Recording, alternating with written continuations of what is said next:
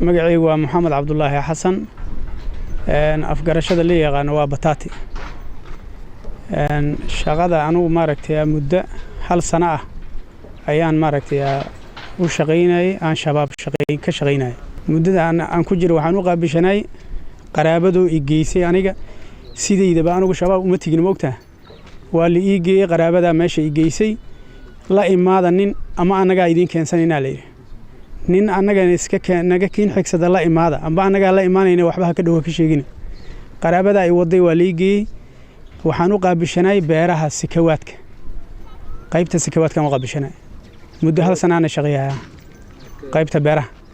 awalna shalay anaga ku geynaa leeyahay haddana anaga ku yeernay ma wax dhibaatana lama kulmeen waa lay wacay aniga lay ma soo qabanani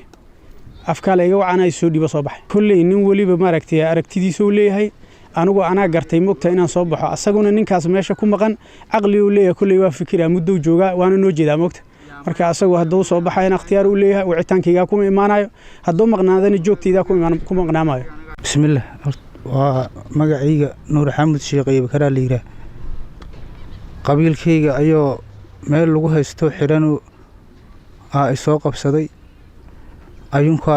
ii geystay al-shabaab hadda markaan ka imaahayeen ayuunka ii yeertay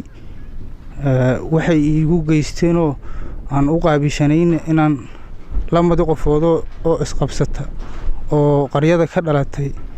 waxay isku kala haystaan cadayntooda aan ula jiray 11 bilood aan la shaqeeyay qaryadana iyo ma dhaafino meel leeyma wadin inta kale tan bishii 12 idoo socotaana ka soo tagay waxaan uga soo tagan tolkayga ay wacday inuu ka shara meeshaas ku geysanay haddana dadkaas waa iska hayaameenoo durarkoori aadeen oo dad jira maahane anukaana meesha ku geysanay haddana noo imaada laygu yiri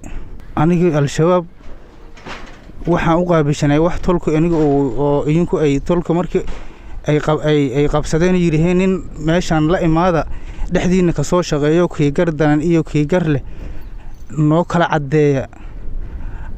la imaada yiraheen tolku saasoo ii geystay lamada qofoodo isdacweysa qoftii xoolo iyo wax dheef isku haysata iyo qoftii dulmi hoose isku haysata waxaad xalli weysidoo nabadoonyada iyo adigu aad soo xalli weysiin neesaga soo kaan gudbiya oo neesaga soo kaan wareejiya saasay ay dhihi jireen wax kale maba u qaban ba aniga magacaygu waa Cabdiraxmaan Jiilo Indheere naanisteedina waa Soko maadaama kullay al-shabaab anigu aan maadaama kamid ahay saxurnimada anigu maanta aan uga soo tagay oo isaga soo dhiibay anaan maanta anigu aan ka soo tanasulay maanta kullay halkaas baan maanta ka joogay marka intaas ay muddo kullay waxaan la joogay 4 sanada muddo 4 sano muddada 4 sano waxaan u qaabishanay xagga darwalnimada iyo xagga makaanignimada labadaba maya waxa hadda u dhibo maana la kulmin kullay rag way ii wada yeereen gibigoodaba hadda inta waan saaxiib aan nahay iyo tolkay qaraabadu gacmo furan baa lagu soo dhaweeyay wax dhibo maana la kulmin jirdil baan la kulmin kullay qarashaad baa lagu bixiyay wax badan baan kullay dawladda iyo kullay inta walaal ay la garab istaageen mana hadda kullay waxaan ka sheegay ka tabaayana meena sajire magacaygu waxa la yiraahdaa Maxamed Ismaan Yalaxow magaca afgarashada shabaab iyo anina waxa waaye Mahdi marka waxaan halkan ka cadaynaa muddo aan kamid ahaa jiray ururka al-shabaab muddo adiga 10 sanadood ah ama 12 sano ah waxaan ku soo biiray sanadii 2006 inta kadib heedna waa shaqeynay muddo badan oo hadda laga joogo 3 sano ama 2 sano iyo 9 bilood wax shaqo uma hayn waxaan iska joogaa xaafadayga waxaan ka shaqeysanayaa danayga adduunyo taasoo keentay hay-aday inaan isfaham weynay shaqadooyinka in barnaamijka ay wadaan ay u cuslaadeen saas darteedana uga tegey iyaguna hadda wax shaqaa iima dirsan 3 sano muddada saas darteedaan ugu soo tegey marka inaan ilmahayga u xamaasho oo arladayda ka baxo oo maxay ahaydaan nabad galo anigana layga nabad galo saasaan ugu soo tegey wallaahi horta ciidan aan nahay ciidanna ma ogtahay meel wuxuu qaabishanyahay waa la yaqaanaa oo ciidan meeshii la rabaa loo wadaa shaqadii la rabaa markaas taagana loo adeegsadaa laakiin hadda wax shaqa ah oo aniga xila oo nu hay ma jiraan dhalinyarada ku maqa horta nin walba waa nin raga raaliyuuna leeyahay marka baaqid uma baahnaba ninkii fahmi waa isaga soo tegaya ninkii ma ogtahay hadda dad badan iga horreeyo sheegi jira warar badan oo ka soo tagaano ka yimaadiino ka yimaad dhihi jiray qofkii rabo biriga sida aniga uu soo tegay inta go'aansan ka soo tegi rabana waa nin soo tegi raba nin ma ogtahay aan soo tegi rabana ka soo tagtay aguna ku soo tegina aaminsana aniga magacayga waxa la yiraahdaa Maxamed Ali Xuseen naanista la yaqaan gacma dheer la yiraahdaa shabaab in muddo la shaqeeyay muddo 10 sano gaaris ilaa 6 sanana waa danayga khaaskan qabsay waa isaga tagay waa isfahmi weynay shaqadu qaabkay u socoto waa isaga tagay marka maya ciidan aan ahay muddo 7 sano laga joogo taariikhdii hadda ma saxay kale 7 sano muddo laga joogo maya 7 sano dukaan ay furay beera ay tabcanay danayga khaaskan qabsay maya wax dhibaato ma jiraan dhulka aan ku noolay 7 sano dhul shaqo oo maamulayo ahayd maadaama ayagii meeshii laga qaaday in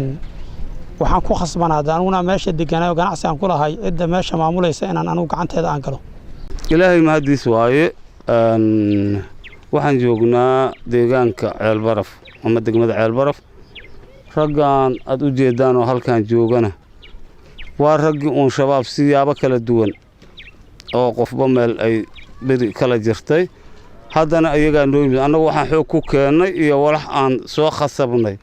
iyo walaxaan xoog ku soo qabannay midna ma jiraan ayagaa noo yimiday shabaabay isaga soo tageen raalligooday ku yimaadeen waa isu soo dhiibeen muddo dhowr cishaane annagay nala joogeen oo gacanta dawladda ku haysay ilaahay mahadiis waaye haddana waa adiga kolba waxay tegaysaa sidii ay Soomaali ku naqa karaan ay dawlad ku naqa karaan ama ay shacab nadiif ku naqa karaan loo shaqay doona hadduu ilaahay yiraahdo marka sidaas darteed wax dhiba iyo wali aan qola aan u gacan haatayno on leenahay kaalaya isu soo dhiiba qola aan leenahana waa jiraan kuwana waa yimaadeen waa isu soo dhiibeen dawladooday u yimaadeen annaguna waa haynaa ilaahay hadduu yiraahdo cidda naga sareysana waa arki doontaa annaguna hadda si nabadgelyahan ku haynaa ilaahay mahadiis waaye waxaan rabnaa kuwa kale baaq aan u diraynaa kuwa kale oo maqan waxaan leenahay kaalaya soo dhawaada saaxiibadiin waa kuwan wax dhiba ma qabaan idinkuna ma qabi doontaan gacan dawlad soo gelaysaan dawladna hadayda dadka shacabka iska leh hadaa dawlad maqasho waa shacabka muqt marka sidaas darteed arintaas sidaasaan idin la socodsiinaa cid kastaahi oo na arkaysa ama na maqlaysa